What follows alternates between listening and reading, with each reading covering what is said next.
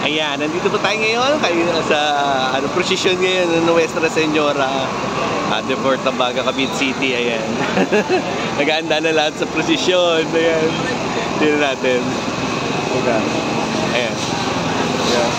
Ayan. Tignan natin. Ayan sa front. Ayan, may mga soldiers. Ayan.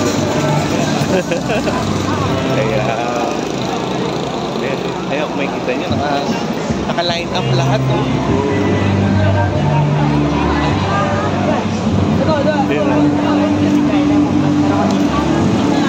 Ayan.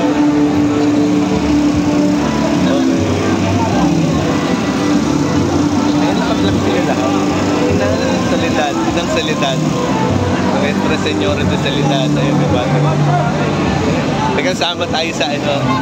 Kasama tayo sa ayun.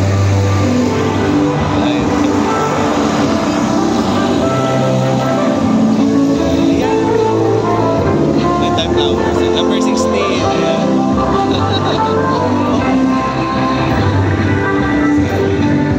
Translation Soledad. Okay.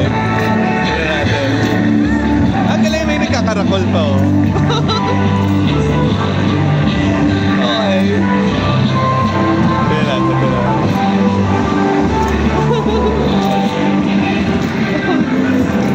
Naka-uniform sila, eh. Red.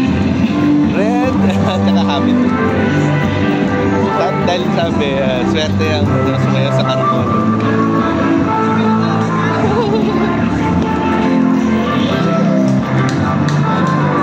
Okay. Red, yellow, and blue.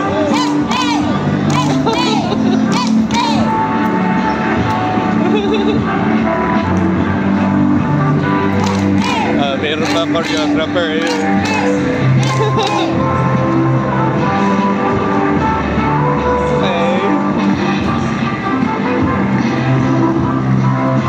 Nakakatawa.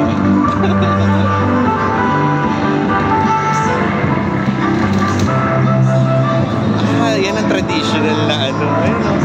Yung ganchillo na suot. O, tsaka Maria Clara yan.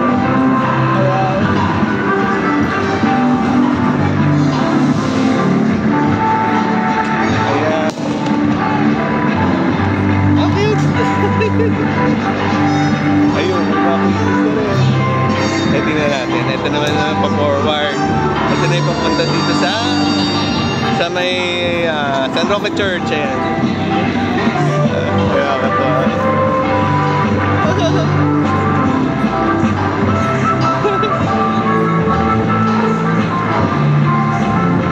Traditional dance, you know?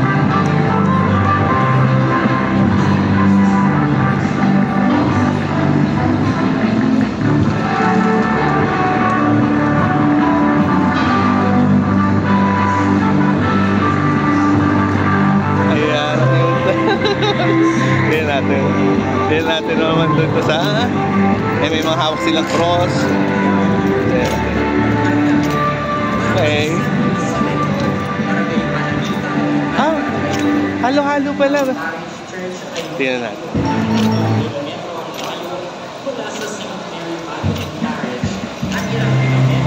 Ayan, St. Mary Magdalene.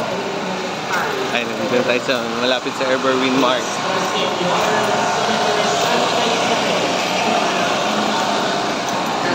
Ang daming ano, participant.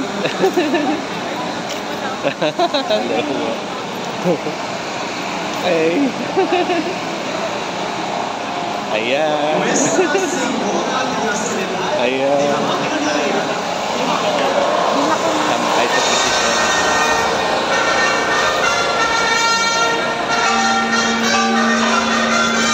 Ayan. Lighting of candle. Malaking candle yata yun. Pwede ba yan? Okay.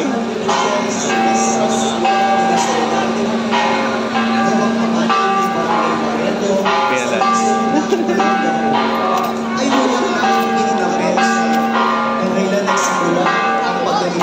Ayan, ang daming attendees. Ito ay minamang mula sa mga migranteng manggagawa mula sa Santi Point sa lungsod ng Cavite na lumipat sa Subic Naval Base at nagkaroon ng pagpapasya siya na manirahan sa makinaya at isinaalang-alang ang parehong kalagayan ng kanilang bayan.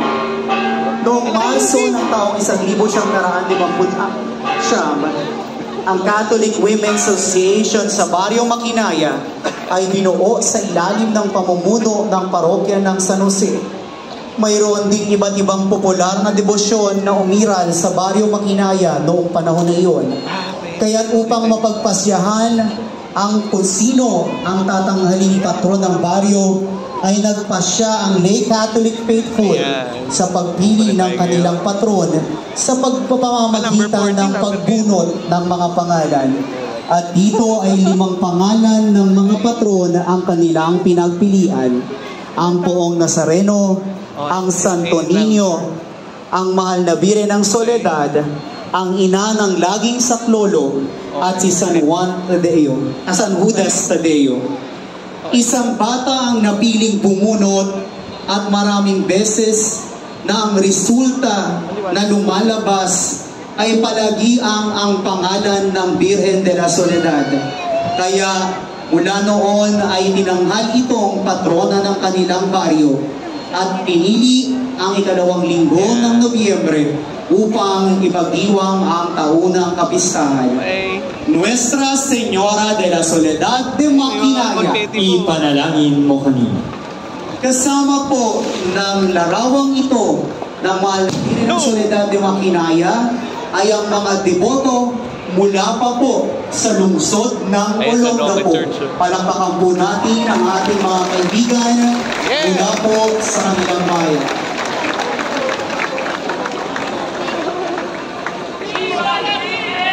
Viva la Virgen! Viva! Viva! Tesoro poderoso de Barrio Toledo. ¡Viva! ¡Viva! Nuestra Señora de la Soledad de Portabaga de Calvayo.